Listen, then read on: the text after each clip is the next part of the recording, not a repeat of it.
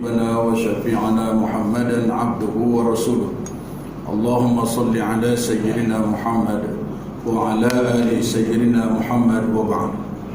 قال الله تبارك وتعالى في كتابه الكريم surah Al-An'am ayat yang surah Al-A'raf ayat yang berapa ini ya?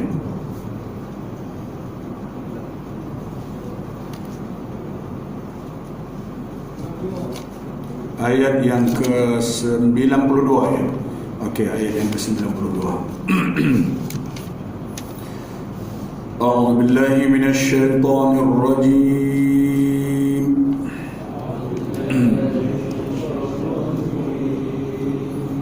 Bismillahirrahmanirrahim.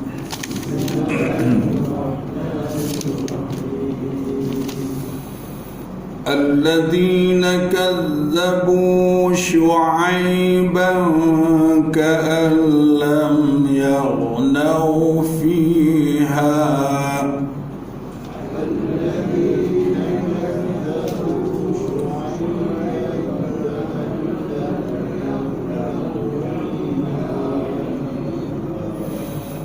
الذين كذبوا شعيبا كانوا هم الخاسرين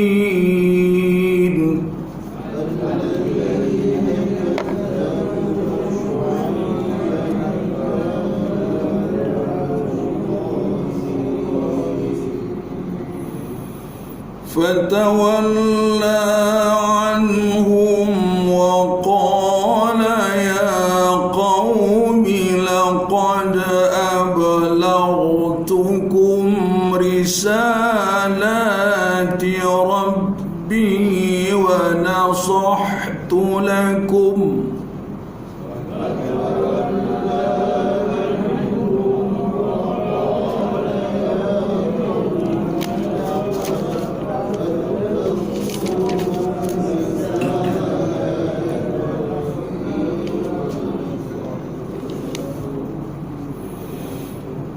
فكيف آسى على قوم كافرين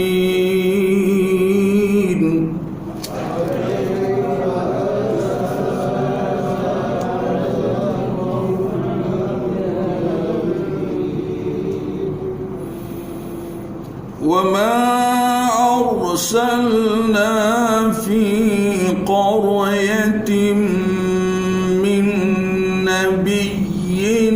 إلا أخذنا أهلها بالبأساء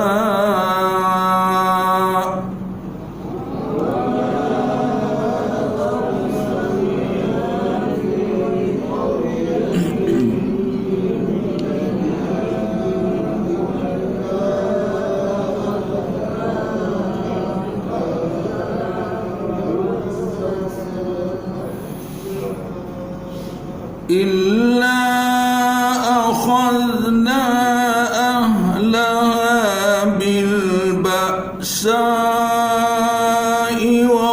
والضراء لعلهم يضرعون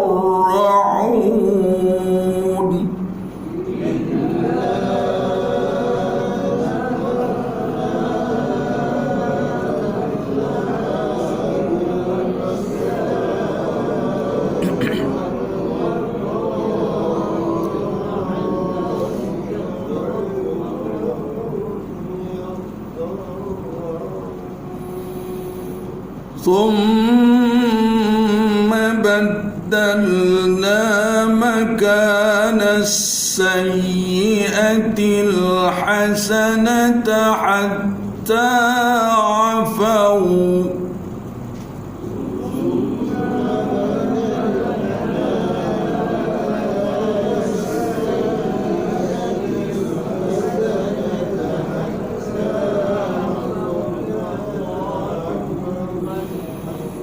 وقالوا قد مس آباءنا الضراء والسراء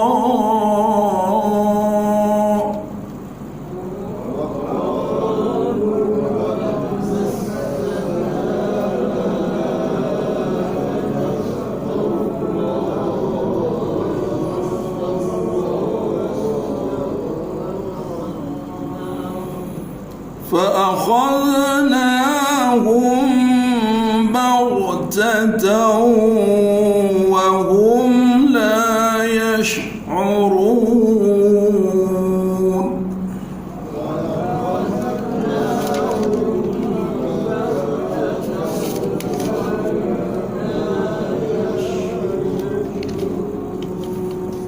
صدق الله العظيم.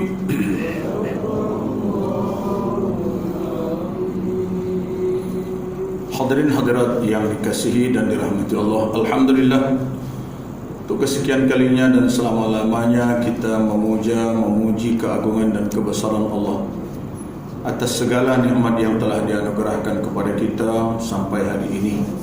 Semoga ingatan kita selalu atas nikmat dan rahmat Allah akan menyebabkan Allah lebih banyak memberikan kepada kita berbagai bentuk fasiliti yang boleh kita manfaatkan untuk melakukan pengabdian kepadanya. Berselawat kita kepada Nabi junjungan kita Nabi Muhammad sallallahu alaihi wasallam. Allahumma salli ala sayyidina Muhammad wa ala ali sayyidina Muhammad.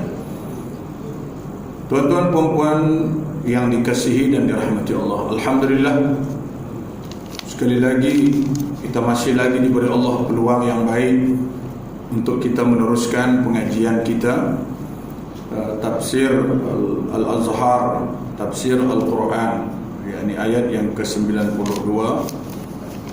Cerita masih lagi kisah Nabi Allah Syuaib alaihi salam. Kita telah uraikan betapa keingkaran kaumnya terhadap beliau. Nabi Syuaib diutuskan ke satu kampung atau satu kawasan, kalau sekarang sudah disebut bandar lah, yaitu Madian. Di sanalah Nabi Syuaib alaihissalam berdakwah, menyampaikan risalah Allah, mengajak manusia-manusia yang ada ketika itu menyembah Allah, meninggalkan perbuatan-perbuatan yang curang dalam timbangan dan dalam sukatan, menjadikan mereka orang-orang yang kaya, mendapat hasil yang melimpah ruah disebabkan kecurangan-kecurangan itu, dan mereka tidak peduli diperingatkan tentang kejahatan itu. Malah mereka mengejek Nabi Allah Syuaib alaihi salam dengan mengatakan, wahai orang miskin, sampai bila pun kamu akan miskin kalau tak ikut cara kami? Wahai pengikut-pengikut Syuaib, merugilah kamu kerana kamu tidak mengikuti kami. Kamu mengikuti orang miskin, kamu mengikuti orang yang tidak mampu mencari kebahagiaan dunia, kamu pasti akan merugi. Itulah selalu yang mereka ungkapkan kepada Nabi Syuaib dan pengikut-pengikutnya. Ayat yang kita baca tadi,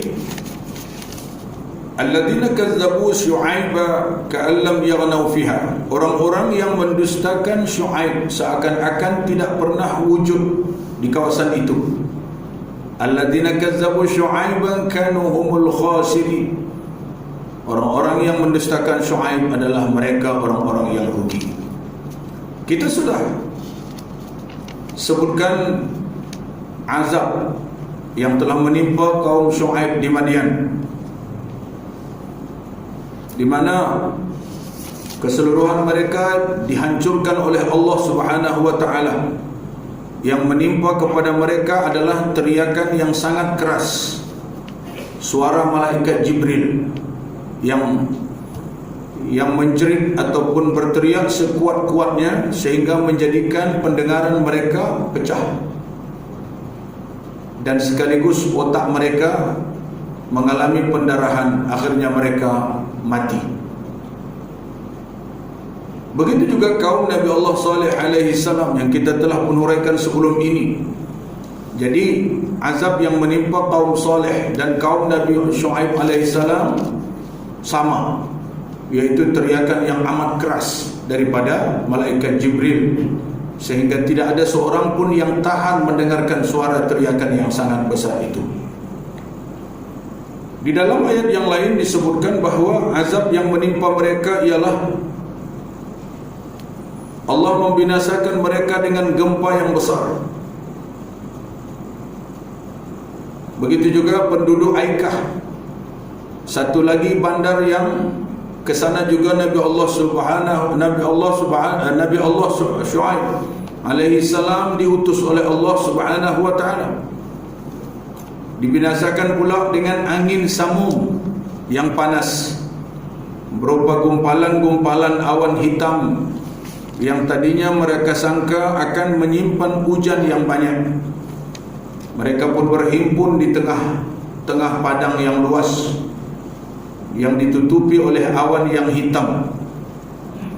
Nabi Syuaib mengatakan, wahai kaumku, itu bukan awan yang menyimpan air hujan. Itu adalah azab, sebab Allah dah bagi tahu dah kepada mereka, jangan di situ, kamu kelak akan binasa. Mereka mengatakan, wahai Syuaib, kamu tahu apa? Biasanya kalau awan tebal hitam gini, hujan lebat akan turun. Kamu tak nak ikut kami, kamu punya pasal lah. Kami nakkan hujan sebab dah lama tak hujan. Maka mereka berhimpun, tak ada seorang pun yang tak ada di bawah, yang di bawah naungan lain, melainkan di bawah naungan awan tebal tu. Begitu cara Allah mengumpulkan mereka untuk diseksa dan terus dipunahkan sama sekali. Jadi tak ada yang tinggal, tak boleh lari. Kemudian awan tebal itu semakin mendekat. Tadinya memang agak terasa sejuklah, tetapi akhirnya berubah.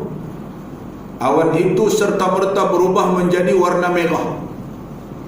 Rupanya dalam itu ada api. Akhirnya terus mendekat dan terus menelan mereka keseluruhannya, seorang pun tak ada yang tinggal. Ini mereka yang ada di Aikah. Jadi ada satu Madian, tak satu tempat, ada satu tempat lagi disebut negeri itu Aikah. Aikah ini berada di tepi laut. Tuan-tuan dan puan-puan hadirin sekalian yang dirahmati Allah Subhanahu wa taala, setelah bencana hebat itu datang, habis punahlah penduduk negeri itu, tidak ada lagi yang tinggal.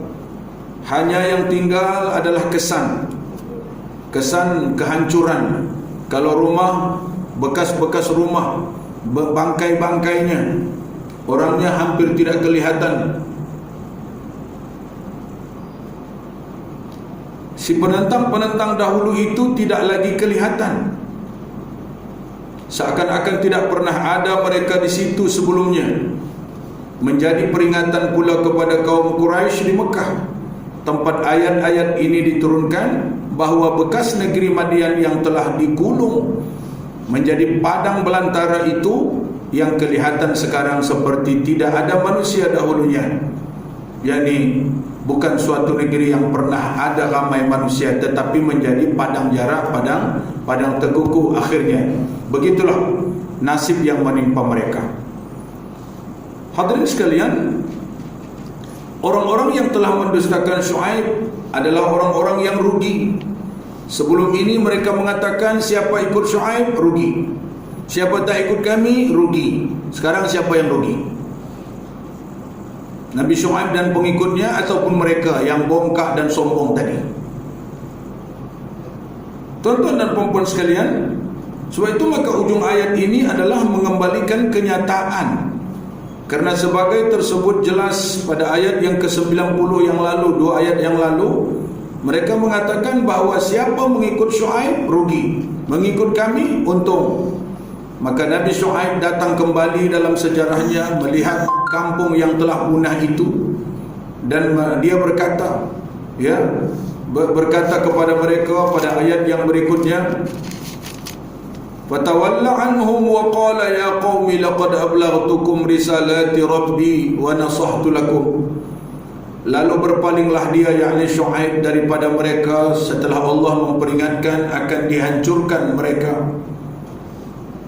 Dia pun berkata, wahai kaumku, sesungguhnya telah aku sampaikan kepada kamu segala risalah daripada Tuhanku, dan telah aku nasihatkan kamu. Fakaifa asa ala qaumin kafirin, maka betapalah aku akan bersedih atas kaum yang kafir.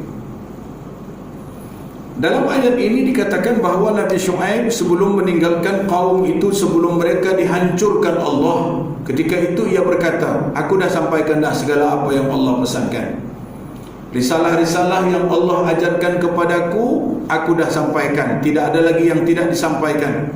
Nasihat-nasihat yang wajar untuk kamu terima, dah aku bagi tahu dah. Sebab dari semula pun aku mengatakan, inni Rasulullah ilaikum, aku ini Rasulullah kepada kamu. Jangan sembah berhala, jangan melakukan kecurangan dalam timbangan dan sukatan, jangan melakukan maksiat, tapi kamu malah menolak dan mengejek serta mengatakan yang aku bawa kepada kamu adalah ajaran sesat. Tuan-tuan dan puan-puan sekalian, rahimakumullah, sekarang kamu akan merasakan azab daripada Allah Subhanahu wa ta'ala. Aku akan tinggalkan dan kamu akan mendapat azab. Mereka mengatakan, dahlah wa Syuaib, belahlah.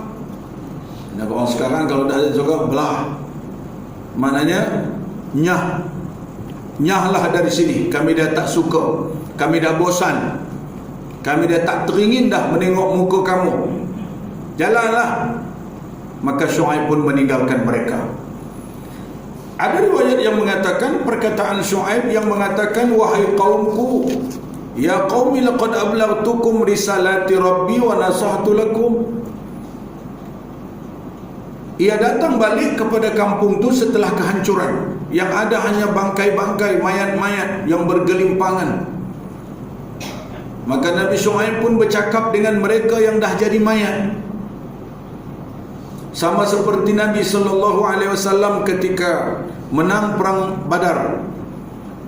70 orang lebih bergelimpangan mayat orang-orang Quraisy, pembesar-pembesarnya. Maka Nabi pun setelah melihat mayat bergelimpangan mengatakan, wahai orang Quraisy, kamu dah nampak dah hasil perlawanan kamu.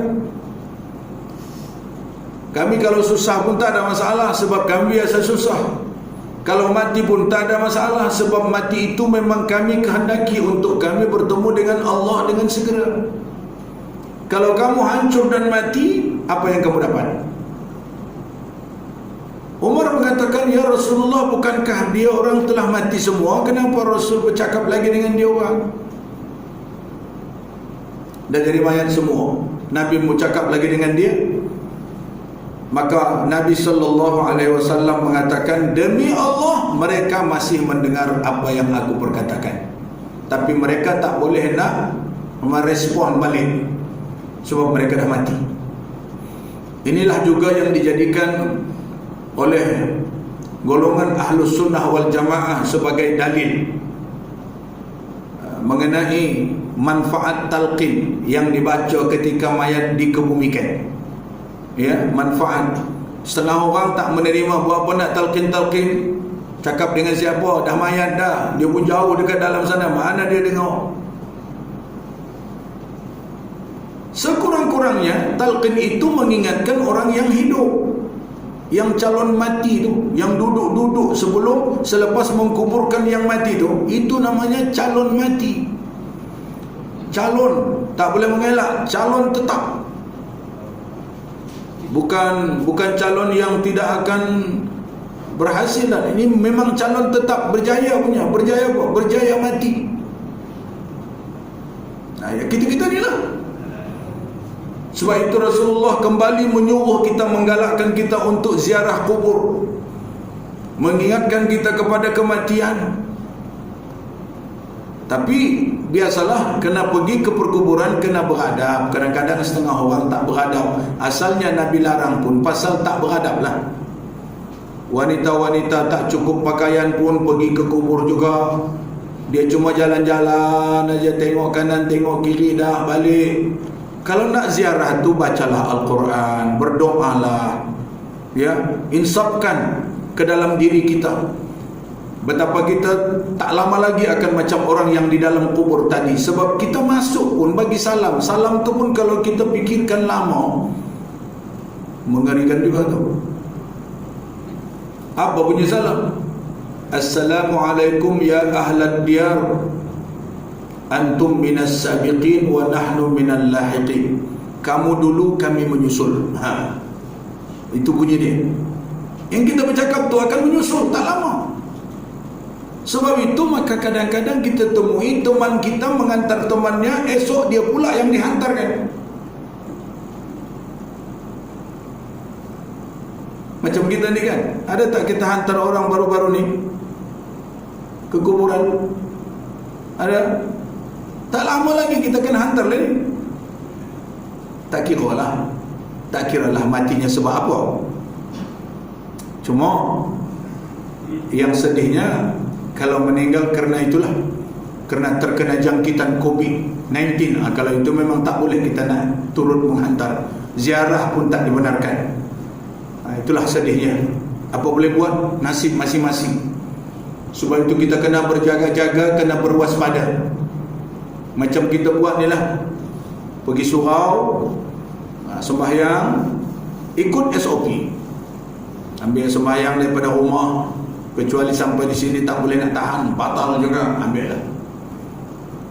Tak sembahyang pula. Kalau larang sama sekali, total tak boleh, susah lah juga kan. Perjarakan, jarak sosial, alhamdulillah. Litup, alhamdulillah. Saya tak litup ni pasal nak bagi talk ni. Kan tak jelas pula kan bunyi lain ni. Ya, suara pun lain bunyikan kalau tak buka kan. Hadirin sekalian wal hadirat yang dikasihi dan dirahmati Allah, begitu juga dengan syarat-syarat yang lain. Kena tembak. Kadang-kadang saya tengok satu surau tu 2 pistol dia. Kadang-kadang 3 mesti tu. 3 pintu dia buka. 3 pistol. Jangan tak tembak. Sekarang ni bukan orang tembak sendiri. Nak tahu kita suhu kita lah. Tapi itu juga hikmahnya. Tiap-tiap hari kita tahu suhu kita berapa, ketinggian ni. Kadang kalau 5 kali sehari semalam kita ke surau, 5 kali kita tahu. Semalam waktu zuhur kita tembak 36.6 contohlah. Asarnya tembak 35.9, katakanlah begitu. Pendek kata berubah-ubah, kita tahu. Setiap kali waktu solat kita tahu suhu badan kita, sehinggalah naik sampai 37.9, kita boleh masuk surau. Itu dilarang. Tapi kena jujurlah. Ada kadang-kadang tak jujur. Dah begitu punya panas, naik, ditulis juga rendah. Tengok dah 38 dekat ni, ditulis 35.5. Nak masuk surau sembahyang pun tipu juga kan? Yang menipu tu, memang menipu. Sebab kalau memang sudah ada peraturannya, suhu sekian tak boleh masuk, jangan masuk. Nak sembahyang berjamaah dapat pahala. Itu kalau suasana dan keadaan normal. Adapun kalau suasana tidak normal, kita sendiri tak sihat, daripada membuat orang lain turut susah, lebih baik tidak. Sebab bila kita turut menyusahkan orang lain, artinya kita telah menimbulkan suasana tidak begitu baik. Akhirnya kita dipersalahkan. Tuan-tuan dan puan-puan sekalian yang dikasihi dan dirahmati Allah. Baik, kembali kita kepada apa yang kita sebutkan tadi. Ayat yang ke 93, Allah Subhanahu wa taala menyebut fatawalla anhum wa qala ya qaumi laqad ablaghtukum risalati rabbi wa nasahtu lakum fa kaifa asa ala qaumin kafirin. Apa nak dibuat kalau orang memang tak nak dengar cakap, tak dengar perkataan, tak nak dengar nasihat? Kita ni pun takat bagi tahu aja. Kalau kita dah bagi tahu, orang tak peduli, tak boleh buat apa. Kerajaan bagi tahu buat begitu begini. Ada yang tak patuh, ramai. Tengoklah si Bagaga tu, ramai orang susah dia buat. kan? Kluster Siba Bangga Siba Gangga yang boleh payah. Saya boleh sebut tu pasal saya ingat Sungai Gangga tu. Jadi tambah Siba Gangga, itu je. Senang nak ingat. Tengok kedegilan. Hadirin sekalian wal hadirat yang dikasihi dan dirahmati Allah Subhanahu wa taala. Inilah persoalan-persoalan yang dilakukan oleh manusia, dan beginilah kira-kira manusia sejak daripada zaman dulu. Orang nak bagi tahu peraturan supaya dia selamat, tapi dia seakan-akan tidak mau selamat. Nabi-nabi datang memberikan pengajaran dari Allah Subhanahu wa taala pun tujuannya adalah untuk selamat itu. Selamat dunia akhirat. Tapi mereka tak mau.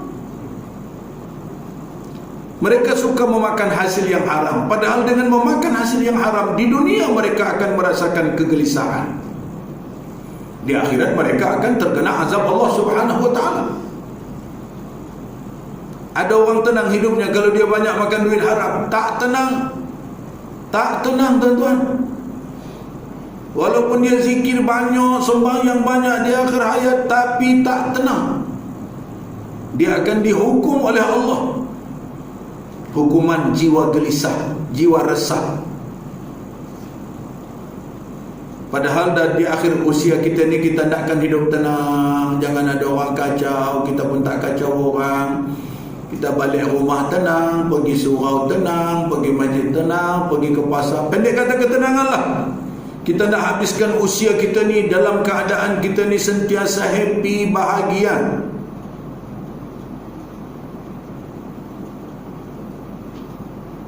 Jangan kita nak disusahkan lagi dengan banyak-banyak masalah. Tak payah nak ikut politik lagi lah kalau dah tua. Contoh. Tak payah nak buat parti baru. Contoh. Sebab itu akan memberatkan. Dalam keadaan tenaga kita sudah lumpuh, sudah lelah, sudah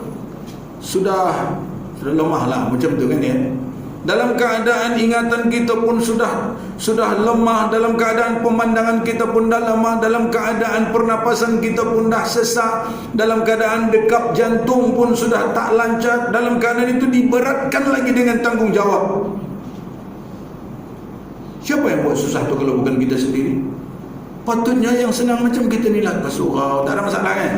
Tak ada masalah. Di surau ni pun tak ada masalah. Mengaji ada masalah ni? Tak ada masalah. Tuan-tuan duduk dengar aja. Kalau nak tidur pun sila. Kalau mengantuklah, cari tempat yang sesuai, jalan. Okey. Tak ada masalah. Ya. Jadi di sini tak ada tekanan, di sini tidak ada peraturan, di sini tidak ada paksaan. Kita buat mengikut apa adanya. Tapi yakinlah tuan-tuan dan puan-puan sekalian, makin lama kita mengaji, makin ada daya tarik. Tapi kita mengikutinya tak perlu nak fikir-fikir banyak, relax aja. Kadang-kadang sejarah yang kita cerita ni berulang. Tapi dengan adanya ulangan-ulangan itu kita semakin mengingat. Bukankah bila ada kaji kita diulang-ulang, kita semakin mengingat? Sekali sebut aja, 2 kali sebut kurang ingat. Bila dah 5 kali sebut, ingat kita. Padahal isi Al-Quran. Belajar santai, belajar relax. Lepas kita mengaji kadang tak lama, dan nak habis ni. Tinggal dalam 10 minit lagi. Lebih kurang lah. Sebab kita kena patuh SOP juga. Kita solat lah. Habis ini solat lah. Habis solat apa? Balik lah. Balik rumah makan. Lepas makan duduk kejap tidur. Apa dah susah? Inilah yang kita nak akhir tu. Di akhir usia kita tak nak lagi susah-susah. Orang akan cakap begitu begini.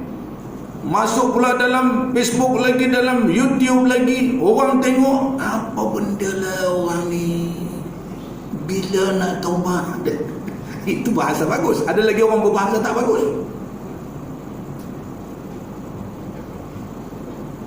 Ini contoh aja tuan-tuan, jangan fikir apa-apa. Ini contoh aja. Sebab kita tak nak menyusahkan diri kita dalam akhir usia kita. Kita nak menghadap betul-betul kepada Allah Subhanahu Wa Taala. Tak payah kita pening-pening kepala lagi. Dah lah, biarlah untuk orang-orang muda. Inilah kira-kira bentuk nasihat-nasihat daripada para nabi, dari para rasul, para alim ulama, asatiza, pengajar-pengajar agama. Semuanya bertujuan untuk meringankan bebanan. Kerana hidup ini bukan untuk kita memikul bebanan banyak. Tapi itulah pula, kita sudah dibakalkan Allah nafsu. Jadi akhirnya kita terpaksa memikul lah berat. Apa sebab? Sebab nafsu kita banyak sangat kemauan dia. Sudah tua-tua pun masih banyak lagi kemauan. Apa tak berat pikulannya, kan? Kalau dah tua-tua, ini cakap-cakap direct ni. Kalau dah tua-tua, kalau ada niat nak berkahwin lagi pun, jangan cari muda, cari juga tua. Jadi tak macam bebanan, saling sama kan, saling tolong-menolong. Kalau muda tuan-tuan, dia nak ajak kita shopping lagi. Dia nak ajak kita shopping, itu pun kalau dia jujur mau. Kalau tidak, abang tinggal aja di rumah bang. Ikut pun kalau orang banyak tanya, itu siapa tu? Itu ayah ke? Ayah ke atuk ke dia? Sudah jadi sakit hati kita, padahal kita suami dia. Yang buat sakit hati tu, yang kita sendiri pun kena kutuk pula. Orang tahu kita suami dia. Apalah ilmu yang dipakai oleh orang tua ni. Mesti ada punya ilmu lain ni. Dituduh kita, dikutuk kita. Payah tuan-tuan, payah kalau muda. Jangan nak banggalah yang dapat yang muda ni. Kalau dah yang macam kita ni, cari macam kita lebih kurang. Apa pula? Macam pinang belah kapak. Serupa. Tuan-tuan dan puan-puan hadirin sekalian yang dikasihi dan dirahmati Allah Subhanahu Wa Taala. Sebagaimana seketika menafsirkan ayat-ayat yang mengenai perjuangan Nabi Saleh alaihi salam di akhir jujuk yang lalu, perjuangan Nabi Muhammad sallallahu alaihi wasallam yang bertanyakan kepada mayat-mayat yang bergelimpangan, sekarang kami dah dapat apa yang kami mau. Kamu sekarang dapat apa? Kata Nabi. Umar menyebut, ya Rasulullah, dia orang dah mati. Kata Nabi, mereka masih mendengar.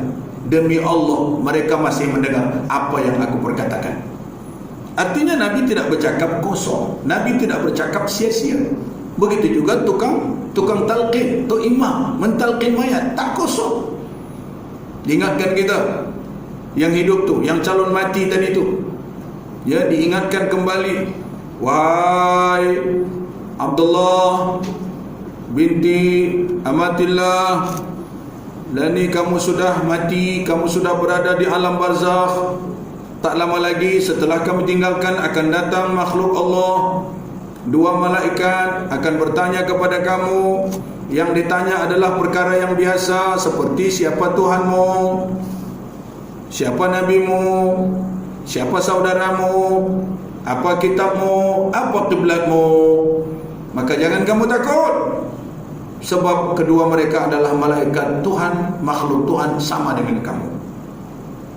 Maka apabila mereka bertanya begitu, jawab, relax, Tuhanku Allah, ya, Nabiku Muhammad Rasulullah, jawablah. Kan ini sudah bocor soalan ni, dari sekarang sudah tahu kita. Jadi jawab aja lah nanti kalau mati. Takut nanti hilang, nanti masa nak mati tu sakit tu, sakaratul maut tu boleh hilang balik. Memang hilang pun. Hafalan yang kita ada sekarang takkan itu yang diguna pakai di akhirat nanti.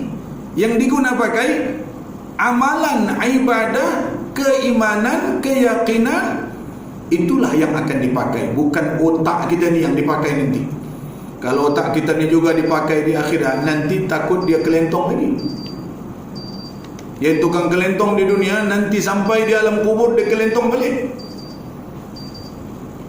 Hei, marrabbuka, yang kau tanya-tanya banyak pasal apa? Semua orang kau tanya, Aku nak tanya engkau pula. Yang kau marabbuka. Kau boleh jawab ke tidak? Malaikat tu boleh jadi tak dapat jawab sebab dia hanya disuruh menanya, bukan disuruh menjawab. Malaikat tu bukan ada otak dia macam manusia.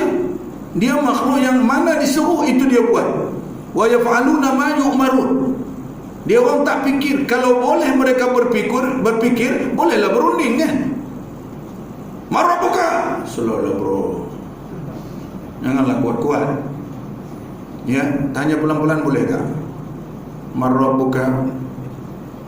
Ya, sebenarnya kalau orang yang banyak amal, yang imannya mantap, memang tanyanya macam tu. Jadi tuan-tuan dan puan-puan sekalian yang dikasihi dan dirahmati Allah, jadi perundingan tak ada. Sebab perunding itu menggunakan akal. Perundingan dah tak ada. Orang yang mati pun dah tak guna akal, yang tak boleh guna akal lagi. Kemudian malaikat itu pun tak diberi Allah akal. Kalau dibagi Allah akal, ada dibagi perasaan, memang ramai orang tak jadi kena balasah. Kenapa? Orang yang kena belasah memang tunjuk muka takut dia. Bila dia takut, tak payah dia belasah dia. Awal-awal dah ditunjuk muka takut, kesian pula tengok dia. Ada ke malaikat macam tu? Sebab itu dalam ayat itu dikatakan la ya'sunallaha ma amarahum. Tidak mereka mendurhakai Allah apa saja yang disuruh kepada mereka. Wa yaf'aluna ma yu'marun, dan mereka akan buat apa saja yang diperintah. Tak ada istilahnya kesian-kesian, tak ada istilahnya malang-malang, tak adanya. Tuan-tuan dan puan-puan sekalian, pernah tak nampak orang sombong, orang kaya, kemudian dia jatuh bankrupt? Sian tak dia? Dulu kereta dia mewah, sekarang kereta pun tak ada. Badan pun dah kurus, sakit, dah bankrupt, tak ada apa dah. Sian kita. Kan? Itu kerana kita. Nanti di alam kubur nanti dia juga akan menunjukkan muka begitu. Apa taknya? Di padang mahsyar, yang ada hanya tangisan, yang ada hanya jeritan, yang ada hanya wajah-wajah ketakutan. Wujuhu yawma idzin 'alaiha basirah tazunnu annaha faqirah. Pasti orang itu orang yang sangat memerlukan bantuan. Wajah pun dah kelam. Dalam suratul Qiyamah tu kan, wujuhu yawma idzin nadhirah ila rabbiha nazirah. Ada wajah-wajah nanti, wajah yang sangat bersinar terang, cantik wajahnya, kerana dia sedang berhadapan dengan Allah Subhanahu wa taala, Tuhannya. Ada lagi wajah, wa wujuhu yawma idzin 'alaiha basirah. Ada wajah yang kelam, ada wajah yang kusut masai, yang sangat tak bermaya. Kenapa? Tazunnu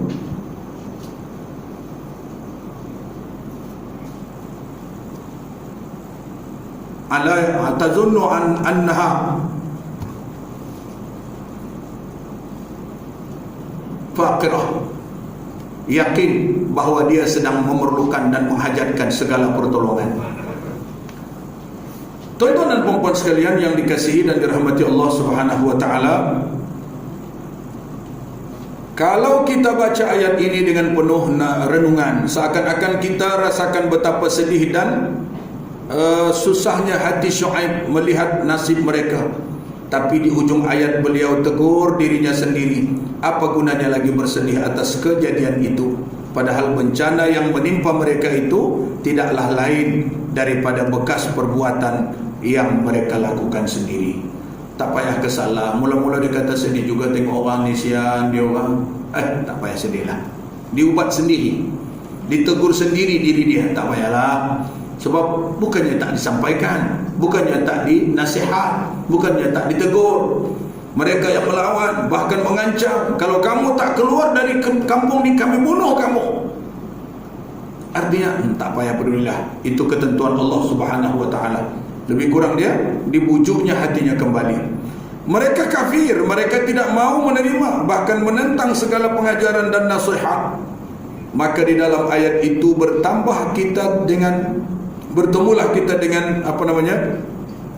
perjuangan menegakkan kebenaran dengan kaumnya, Dia kasihan dan cinta kepada mereka, tapi mereka menentang dan membangkang. Mereka pun hancur binasa. Syuaib sedih melihat, tetapi kemudian dibujuknya hatinya kembali. Apalah yang engkau sedihkan wahai hatiku, padahal azab yang mereka terima tidak lain daripada bekas tangan mereka sendiri.